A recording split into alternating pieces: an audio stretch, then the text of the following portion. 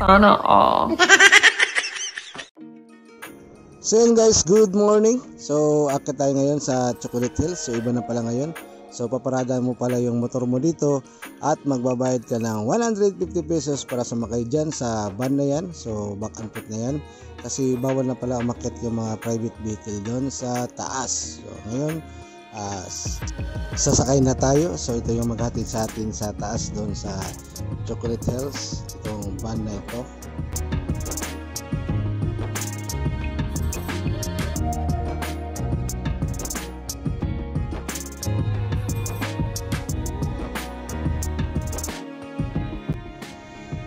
So yun guys, yun, paliko na tayo, paakit na tayo, yun, may nakalagay doon, I love Chocolate Hills. So yun guys, so dito tayo ngayon sa van, iniwan lang natin yung motor doon sa may parking lot at nagbayad tayo ng 150 pesos dito kasi nga bawal pumarada yung mga sasakyan doon sa itaas dahil napakasikip doon at walang parking lot. At malapit na ito makarating doon sa pinaka-site ng tourist spot nila. So yan, matatanaw na natin dito sa van yung mga iba-ibang formation ng mga bundok na kung tawagin nila ay Chocolate Hills, pero hindi naman chocolate.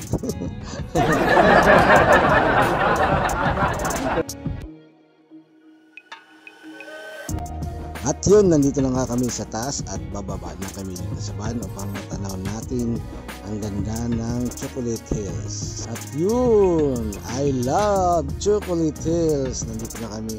So nasa ibabang part pa to guys, tapos akit pa tayo dun sa hagdanan para doon tayo sa pinaka-top ng bundok na to para makita natin yung surroundings dito sa Chocolate Hills at matanaw natin yung iba-ibang hugis ng bundok nito. Dito lang sa Carmen, Bohol. Ayan si Mama, akala mo vlogger.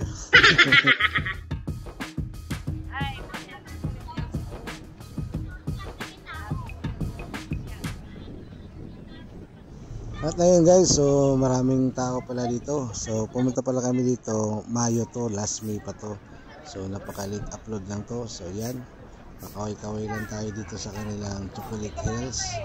So yan, paakyat na tayo dito. So bago tayo umakyat, meron tayong makikita dito, parang ginawa nilang mini falls. Yan, napakaganda, napaka-presko tingnan at sariwa dito sa Chocolate Hills. At umpisahan na namin ni Mama umakyat dito sa Chocolate Hills na to at matanaw natin yung kagandahan dun sa itaas. Hi, hello. Ito yung hagdanan paakyat sa Chocolate Hills. Ilang step.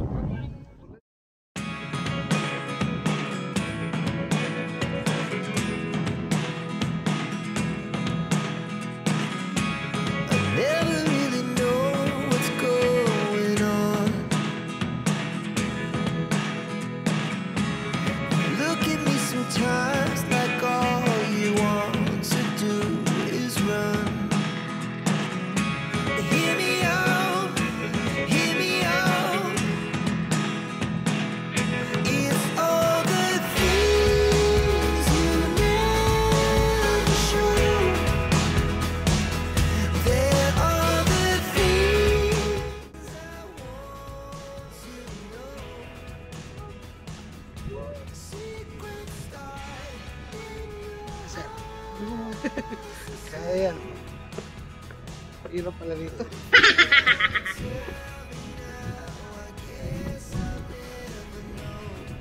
Ay, sa Chocolate Hills na tayo.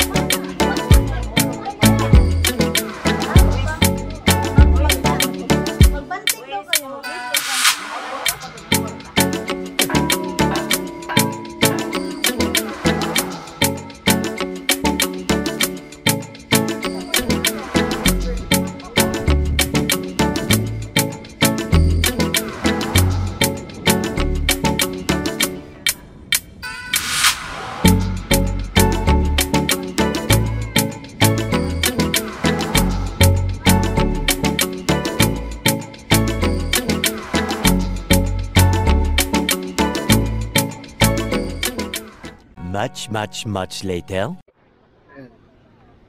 Shoutout kay Steve Curry. Shoutout sa'yo kaya. Please follow my page, Art of Vlog. Stephen Curry ng Pinas. Curry, ano masasabi mo na natalo yung Lakers 4-0? Siyempre, masaya. Masaya ka? Dahil nakaganti ka? Ganti kami sa sa kanila. Ganti sa kanila. Ganti na lang, porto lang sa amin, sa kanila. 4-0. Porto lang sa amin, sa kanila. 4-0. It's the motherfucking Eagle Double G.